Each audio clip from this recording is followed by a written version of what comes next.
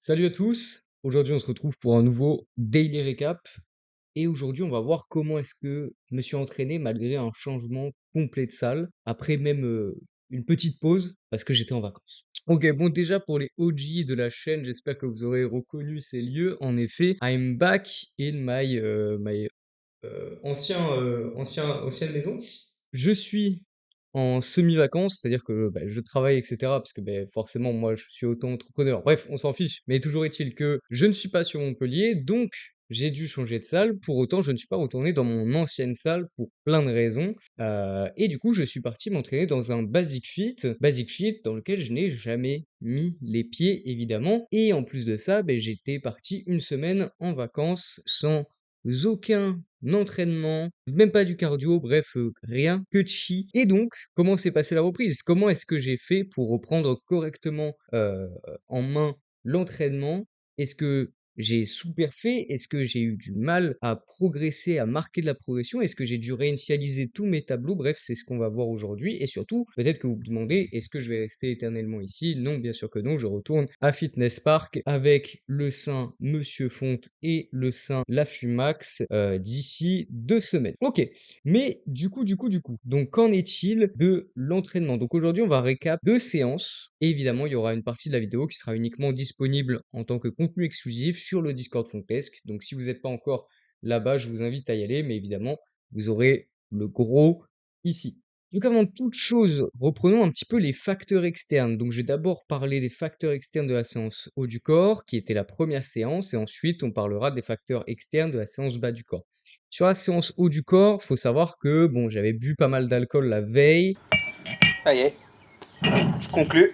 j'avais fait une nuit assez courte, j'étais un petit peu fatigué et en plus, je voulais voir ce que ça faisait, de m'entraîner sans musique et peut-être pas le truc le plus optimal, mais dans tous les cas, je savais que j'étais pas dans des conditions très intéressantes pour performer, mais dans tous les cas, je m'en fichais étant donné que, c'est une nouvelle salle, donc il y allait avoir plein de choses à adapter, plein de choses que je n'allais pas pouvoir faire comme d'habitude et au final, certains tableaux, certaines performances, certains trackings en fait allaient être entre guillemets réinitialisés. Pour autant, du coup, côté programmation, je suis parti sur quelque chose d'assez classique, un pattern de poussée horizontale en premier exercice, mais du coup j'ai repris le bench profond aux haltères comme on va le voir juste après, en superset avec du curl, ensuite du tirage vertical prise serrée avec les coudes fermés en full rom, des extensions triceps en superset avec des oiseaux, et c'est tout. Donc séance assez courte, séance de reprise vraiment tranquille, chillax, je voulais pas, non seulement je voulais pas trop tirer sur la corde parce que je savais que j'allais être bien fatigué, mais en plus de ça,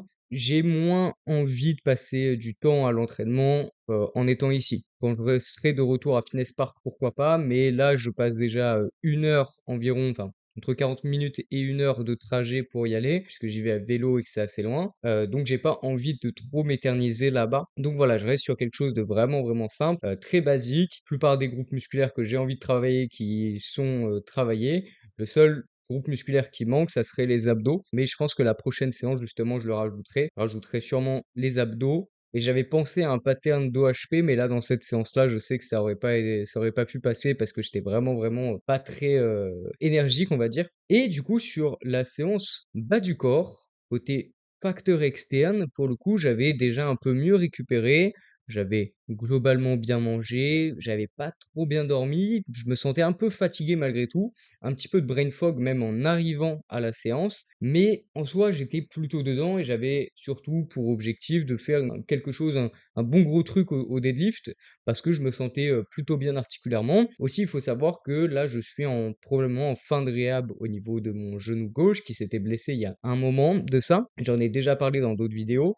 Mais voilà, là on est vraiment sur la fin, j'estime être à 95%, même j'ai pu refaire, comme on va le voir, du leg extension de manière classique sans avoir aucun problème, sans du coup devoir le faire en tempo. Parce qu'avant ça passait pas du tout, puis c'est passé avec de l'isolation, avec de l'isométrie, ensuite c'est passé avec du tempo, et maintenant j'arrive enfin à le refaire en touch and go classique. Donc ça fait plutôt plaisir. Mais ouais, globalement, articulairement, je me sentais bien, mais quand même passé un bon moment à m'échauffer, surtout évidemment la zone des genoux. Et à côté de ça, je me sentais pas particulièrement mort, mais pas particulièrement, bien non plus. Et du coup, sur cette séance-là, côté sélection d'exercices, donc comme je vous ai dit, il y a le deadlift, du leg extension, mais idem, je suis resté sur quelque chose d'assez classique.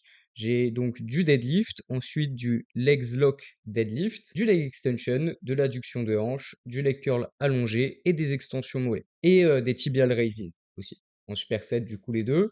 Et vous voyez, il n'y a pas non plus 1 milliard d'exercices. La séance elle est un peu plus longue, mais rien de vraiment, vraiment anormal. Mais du coup, on va commencer à regarder un petit peu les vidéos que j'ai prises donc de la séance haut du corps. Sur cette séance haut du corps, comme je vous ai dit, j'ai commencé par le bench profond aux haltères. Alors, au début de mon échauffement, je me sentais pas très bien. Enfin, au début de ma montée en gamme sur l'exercice, je sentais que j'avais le pec droit qui tirait pas mal en bas. Donc j'ai passé pas mal de temps à faire du hold en position basse, à ajuster un petit peu l'ouverture des coudes, à faire un peu pas mal d'amorces, essayer de pumper un petit peu. Mais globalement, je savais que cette zone-là était un petit peu, voilà, pas complètement à l'aise, on va dire, sur laquelle j'étais pas complètement à l'aise, mais malgré tout, au fur et à mesure des séries de chauffe, ça avait tendance à vraiment réduire, et donc j'ai fini ma montée en gamme par une série à 28 kilos, plus lourde que la série que j'allais faire ensuite, pour vraiment avoir un maximum de marge, et aussi parce que j'étais pas trop sûr encore de est-ce que je reprenais en force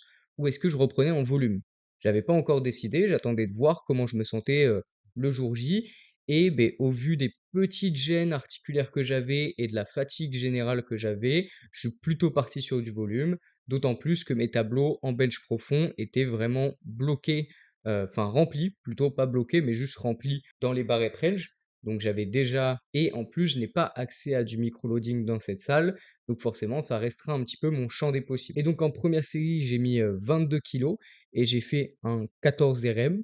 Donc vous voyez que il n'y a pas non plus beaucoup de choses à dire sur cette exécution, hein. Là, on est vraiment sur un pattern de presse horizontale avec une grande amplitude.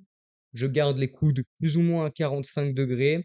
Je les rentre pas complètement parce que sinon bah, l'haltère elle bloque, mais j'ai déjà fait du barrel press en wide et là en l'occurrence on n'est pas vraiment sur la même standardisation, on est vraiment plus sur un angle relativement classique à 45 degrés, à mi-chemin entre du coude fermé et du coude ouvert. Pour le coup sur la série, sur cette série là, je sentais juste que ma concentrique et mon excentrique étaient pas mal saccadés, enfin pas mal dissociés, j'avais du mal à vraiment enchaîner les reps, c'était assez étrange, mais ça le sera encore plus sur la deuxième série à 12 kilos du coup. Mais sur celle-ci, j'avais l'impression que un coup, j'arrivais à avoir une bonne élasticité et à bien repartir, et un coup, bah, c'était vraiment moins le cas. Donc c'était assez perturbant. Aussi, côté équilibre et stabilité des haltères, bah forcément, ça faisait un long moment que j'en avais pas fait, et en plus, j'en ai pas fait énormément. Donc pareil, c'était assez particulier. Et côté grind, j'avais la sensation de pouvoir continuer de pousser, mais que c'était quand même compliqué et grandement ralenti. Donc ouais, pas mal de sensations un petit peu étranges sur l'exercice, pas très à l'aise. C'est une donnée quand même, c'était un PR plus 2 kilos dans mon tableau, sans en avoir fait pendant un long moment du coup. Donc je me dis que bah, en vérité ça passe plutôt bien. Peut-être que je suis pas le plus, enfin j'ai pas mon aisance maximale sur l'exercice, néanmoins ça m'empêche pas de correctement progresser et de marquer ma progression malgré du coup un bon arrêt de l'exercice. Je crois que la dernière fois que je l'avais fait, c'était vers, novembre.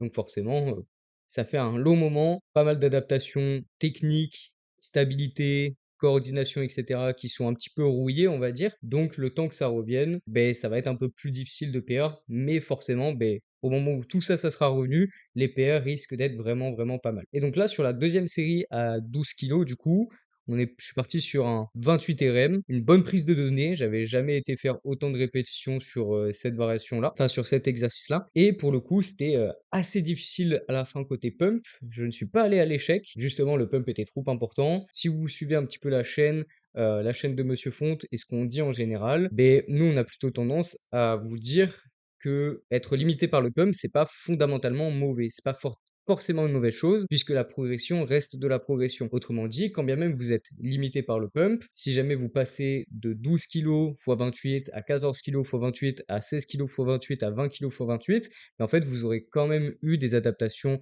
en hypertrophie, quand bien même ce n'est pas optimal. Et du coup, ça peut quand même, dans certains contextes, devenir optimal, même si je vais pas plus avancer là-dessus aujourd'hui, parce que sinon la vidéo risque d'être très longue si je m'égare à ce point. Et j'ai tendance à souvent m'égarer, donc on va on va pas trop avancer. Mais si jamais ça vous intéresse, Mais normalement, je crois qu'il y a peut-être des articles sur le sujet sur le Discord. Sinon, beh, j'en ferai sûrement une vidéo dans un futur plus ou moins lointain. Ensuite, du coup, en deuxième exercice polyarticulaire de la séance, comme je vous ai dit, j'avais mis du tirage vertical en close grip. Et là, pour le coup, beh, je découvre cet exercice parce que la dernière fois que j'ai fait du close grip tirage vertical, ça devait être il y a des années. Voilà, vraiment peut-être il y a 3 ans. Donc autrement dit, c'est un petit peu comme si j'en avais jamais fait. Alors sur ce tirage vertical-là, qu'est-ce que j'ai à dire en particulier? Évidemment, l'objectif c'est de tirer avec les coudes le plus fermés possible, même si j'avais une légère tendance à faire ça sur certaines répétitions. Mon objectif c'était de garder vraiment les coudes complètement fermé. De base, je voulais plutôt faire du tirage vertical coude ouvert, sauf que en m'échauffant un petit peu sur l'exercice, et bien j'ai senti que j'avais une légère gêne au niveau du grand rond droit. Donc je me suis dit bon, ça a l'air de passer en pris serré, j'en fais assez peu dans ces angles-là. Moi, je travaille pas mal le pullover coude fermé, mais je travaille pas vraiment cette partie-là. Vous voyez, l'amorce. Donc je me dis que ça peut être dans tous les cas assez bon à faire. Et pour le coup, c'était assez satisfaisant à faire. Mes épaules, par contre, craquaient pas mal pendant l'exercice. J'avais l'impression d'avoir pas des gênes au début de l'échauffement, comme si le mouvement et l'articulation autour n'étaient pas très fluides, comme si j'avais pas fait le mouvement depuis un long moment.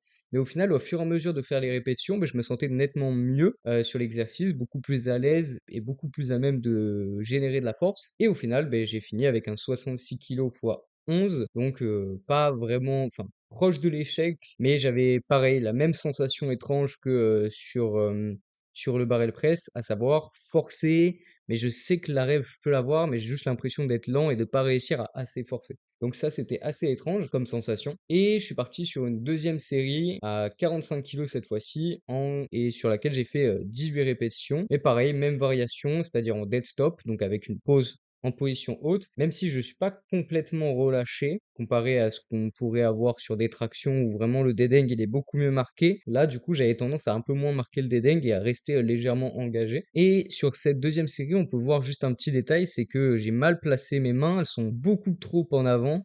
Et du coup, côté grip, j'étais beaucoup moins à l'aise et j'ai l'impression que ça m'a un peu plus nerf côté production et expression de la force. Mais malgré tout, voilà, ça restait une donnée qui était relativement bonne dans le tableau, même si je connais pas trop l'exercice, mais je suppose parce que 45 kg 18 RM pour un 66 kg 11 RM, je trouve que ça reste plutôt acceptable. Mais j'ai hâte de voir ce que ça va donner sur la suite du cycle. Là, étant donné que je reste 2 semaines dans ma ville, je vais faire un cycle de 2 semaines, contrairement à d'habitude où j'ai plutôt tendance à faire des cycles d'une semaine et demie.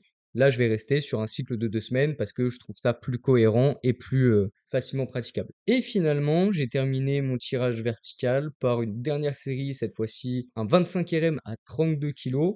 Donc là, vous voyez que c'est extrêmement rapide hein, sur les premières répétitions. Malgré tout, j'ai pas tendance à mettre le maximum d'intention de vitesse parce que sinon je sais que les poids vont avoir tendance à taper la poulie et j'ai pas envie de j'ai pas envie de faire un peu le kéké entre guillemets ou bien d'abîmer le matos. L'intention de vitesse maximale, ça j'aurais beaucoup plus tendance à la mettre proche de l'échec, sur des charges lourdes ou bien sur des tractions ou à la limite du tirage vertical à la machine si la machine me le permet. Mais voilà, sur des poulies, je suis beaucoup moins fan parce que ça peut vraiment dégrader fort le matériel. Vous pouvez casser des poulies comme ça et dans tous les cas, ça fait aussi beaucoup de bruit. Moi, j'aime pas faire au taquet de bruit. En tout cas, avec le matos, je préfère moi grogner et faire des petits cris à la limite. Sinon, pour cette série-là, en vrai, j'ai rien d'autre à dire à part que le pump était horrible, la brûlure était horrible. Et pareil, je ne suis pas à l'échec. En fait, à partir du moment où je suis arrivé à 20 reps, je me suis dit, je peux pas, tu sais, ça brûle vraiment de fou, mais je me suis dit, je peux pas arrêter à 25. Je peux pas arrêter à 20, donc je vais au moins en chercher 25. Et c'est ce que j'ai fait. Évidemment, là, je pense que semaine prochaine, si je retente dans les mêmes rep range, je peux mettre 34,3 kg et aller chercher les 30 sans aucun souci. Et je pense que c'est même l'objectif que je me fixerai la semaine prochaine, mais à voir évidemment si je le réalise. Ok, maintenant on va passer aux deux exercices polyarticulaires du coup lower. Donc comme je vous ai dit sur la séance lower, je suis arrivé, j'avais un peu de brain fog, mais c'est à peu près tout. Articulairement, je me sentais vraiment bien. Et donc j'ai fait un long échauffement et ensuite je suis passé sur ma montée en gamme. Donc là, montée en gamme au deadlift. Alors faut savoir que là, il y avait plusieurs particularités, c'est-à-dire que d'habitude, moi, je fais déjà avec une ceinture, mon deadlift, en tradi en tout cas. Là, en l'occurrence, je ne l'avais pas, parce que je ne l'ai pas prise avec moi. Aussi, j'étais en chaussettes, mais bon, ça a pas changé grand-chose. Pour ce qui est de la prise mixte, ça c'est habituel. Aujourd'hui, je suis passé en prise mixte parce que je trouve ça plus agréable et j'ai tendance à être plus facilement répétable.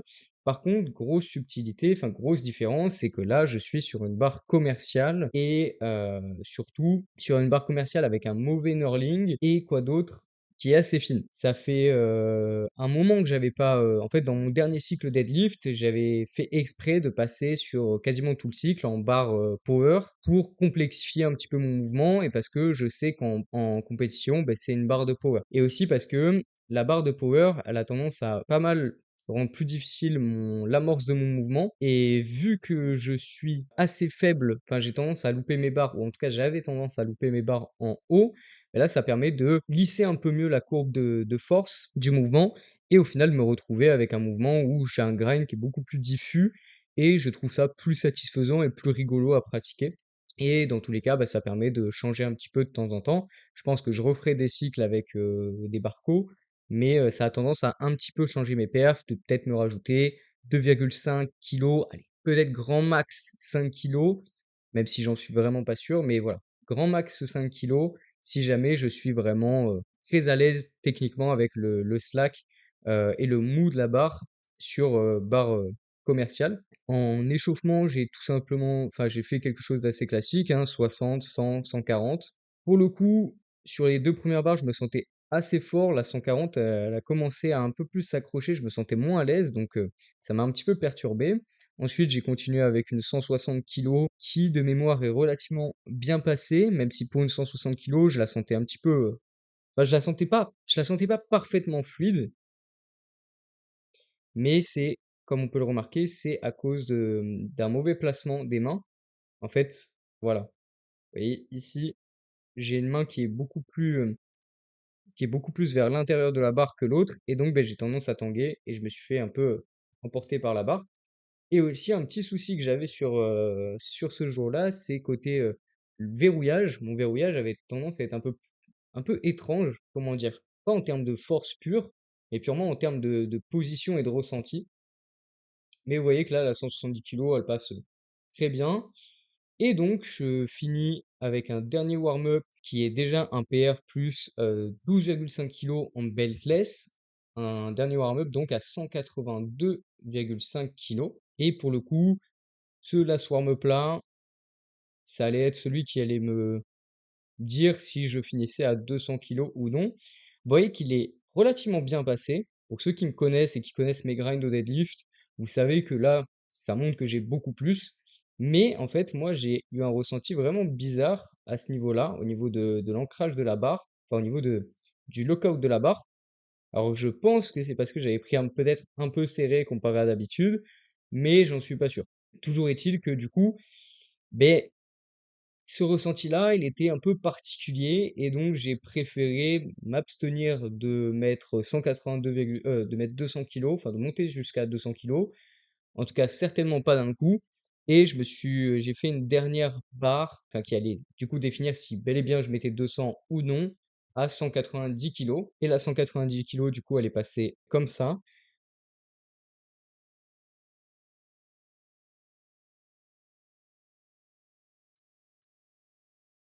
Pour le coup, en la revoyant, je me dis qu'elle est quand même bien passée. Sur le moment, je l'avais sentie vraiment lourde, le lockout un peu particulier, et forcément, je perds un petit peu ma position.